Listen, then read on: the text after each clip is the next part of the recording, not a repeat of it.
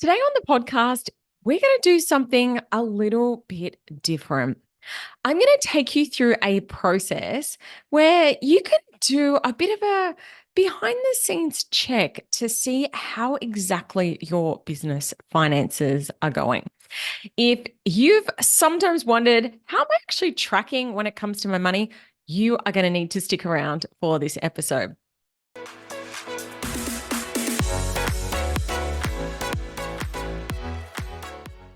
So I don't know how you are coming to this podcast today, like what state your finances are in. Maybe you love money and your business is wildly profitable, or maybe you have absolutely no idea what is going on behind the scenes. What we're going to do today is we're going to go through a process to check what kind of state your business finances are in. And the way we're going to do that is we are going to do an audit of where you are currently at so that you have clarity around the true state of your business finances. Now, you may be familiar with the term audit, but basically it means an objective evaluation of something. And specifically, when we talk about an audit in the space of finances, we are talking about an objective evaluation of your financial position, of your financial statements, of overall how your business finances are tracking. So, if you've ever worked in a corporate role, I am sure you have been through an audit process before. Now, the way that an audit works, it is usually performed by an external party. And it's all about checking the accuracy of your reports.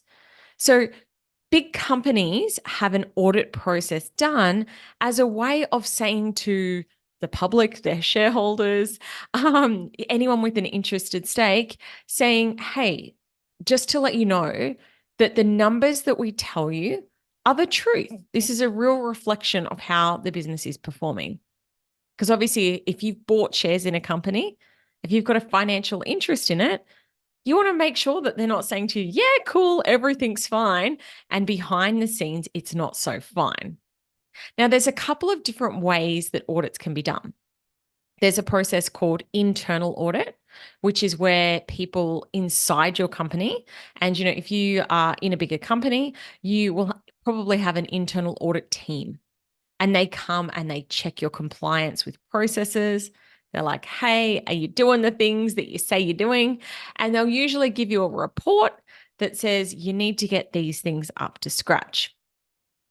An external auditor basically does the same kind of thing, but they are using that information to report back on, perhaps a public scale, how you are performing. So it might say there's, a whole bunch of issues in the processes here. They're not doing this. There's some red flags in their finances over here. And there's also a government audit, which is, if, for example, you get chosen by the tax office, the government agency, and again, depending what area, but let's just assume it's a taxation agency, they will come through and look through all your business finances. They will actually have a look and say, hey, is what you're putting on your tax returns actually accurate or not? So it might be by an external government agency. So some of the things that might, be looked at during an audit, they might come through and cross-check your reconciliation. So just a reminder, a reconciliation is where you put the thing that shows up on your bank statement into an account. So for example, I might have Qantas comes out of my bank account and I put that into the account Travel. And so the auditors might go and check and say, okay, are you doing that accurately? They might check, are you collecting receipts? They might go and cross-check your bank balances. Is what you're saying should be in there actually in there? Are you telling the truth there? So they're cross-checking processes and various bits and pieces like that. So for the purposes of today, obviously, we're not going to go and do a proper internal audit process, but I do want to highlight a couple of different areas for you to go and evaluate in your business to see how you are tracking. See if you're traveling, see if you're in a great place, or perhaps not so great place. So we're going to call it a mini audit, if you will. Alrighty. So let's get started on your mini audit process. The first thing that I want you to have a think about is planning. Do you have clear goals and objectives for the business? And do you have a budget or a financial plan in place? Now, I've been a money mentor for over 8 years now. Whoa, blows my mind to say that. But from my experience, very, very, very few business owners have a plan in place, have a plan saying, yes, this is what I want to bring in terms of my revenue and my expenses. So that's the first thing that I want you to check. Do you have a plan in place? The next thing we're going to do is dive on into those finances. It's the first thing. Do you have a decent accounting program? Like, do you love the accounting program that you're using? Does it give you accurate information? Do you have a good finance team? Are they the right people to support you towards those goals that we mentioned just before? Are your accounts set up properly? Do you have the right accounts in place, both in terms of your chart of accounts or the account names that I mentioned earlier, and also in terms of your business bank accounts? Are they set up accurately, set up in a way to support your growth and your compliance? Are your taxes up to date? And, if you have a team or if you pay yourself a wage, is your payroll up to date? Is your super paid up to date? And are they being done accurately? Couple of things to dive into there. The next thing that I want you to have a bit of a think about is your reporting. So the first question that I want to ask you, how often are you running your financial reports? Primarily your balance sheet and your profit and loss report. And do you go through and actually review them? Ideally, on some sort of regular basis with a third or with an external party. A lot of people I know say they only see their accountant once a year. Hopefully you are seeing your accountant more often than that. But do you sit down and actually have a look at the accounts and say, hey, this is what's going on? There's a couple of benefits of having good business reporting in place. Obviously, accuracy. You want to know that you're actually performing the way that you think that you're performing. You want to have awareness of any red flags that might be coming up, or also maybe of any opportunities. You want to assess your company's position. And one of the cool things, I talk about this a lot inside my course, the Profit Academy Foundations, but is talking about trend analysis, identifying opportunities. When you know your numbers, you can use that knowledge to grow your numbers. If you're not even looking at them, you don't have that insight. Another thing that I would really be questioning as part of this little mini audit that we're doing is, what metrics do you check? This might be a whole other podcast episode, but every month I do a metric meeting, which is purely focused on looking at some of the numbers inside the business and saying, hey, how are we tracking? What do we need to do to turn things around if we aren't getting the results that we had hoped for? So with your reporting, I believe you should run these every single month. Now, why is that? Because it helps you to identify blind spots. It helps you to have an intimate knowledge of your business. And it's also a good opportunity to check for mistakes. I just did a money talk all about this topic, about why you shouldn't just blindly trust your accountant. And as I shared in that money talk, accountants make mistakes. We are all humans, right? So people make mistakes.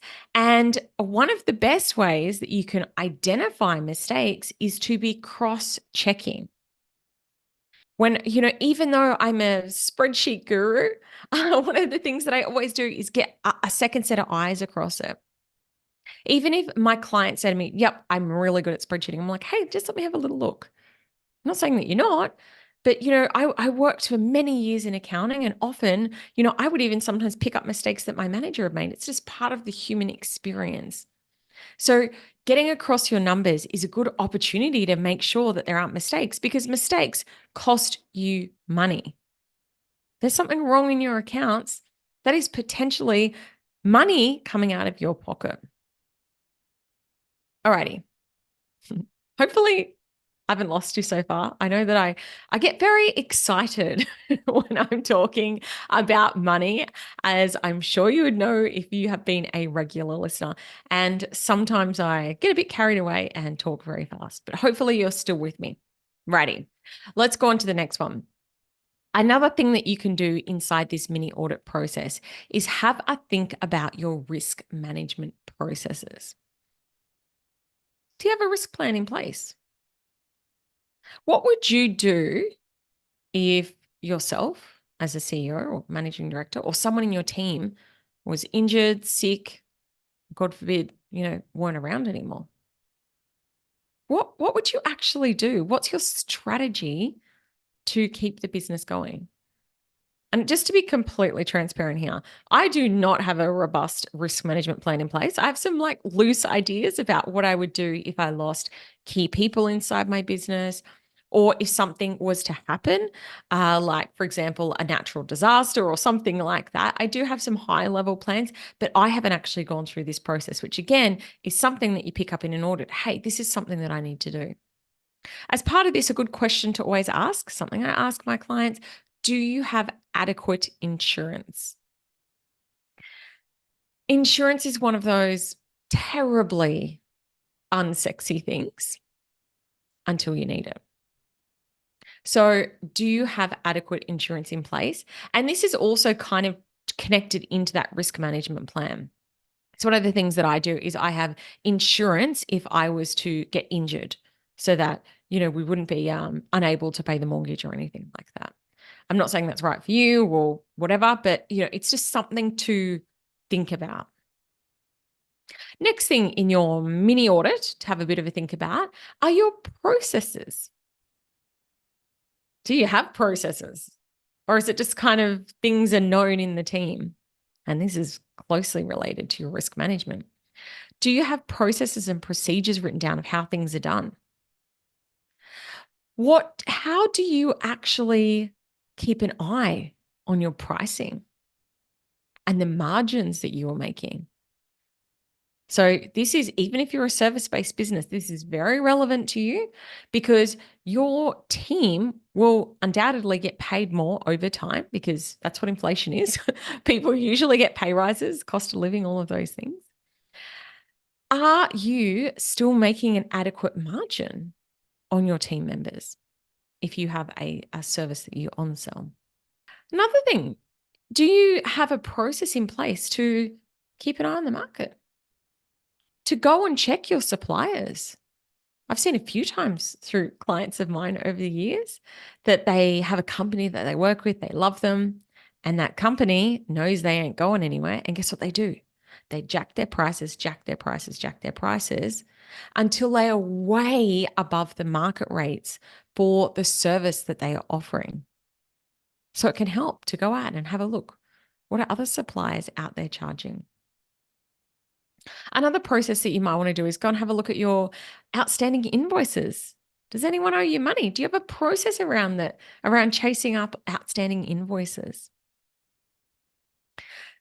So I know I've dumped a lot of information on you today.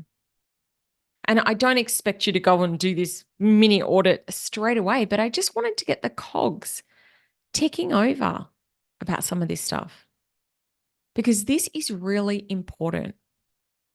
And hopefully this process has given you some clues as to how you are going from a financial perspective. Now, if things aren't where you want them to be, I'd love to invite you to come along to my free upcoming challenge, Fix Your Finances.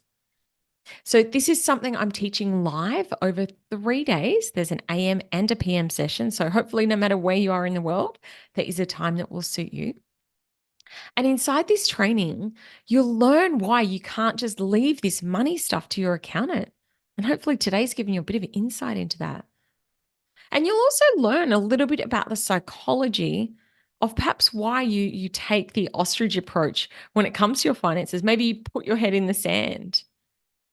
I'm also going to share with you the numbers you need to be across and how you can stay across your finances in as little as 15 minutes a week. I am so excited to run this training.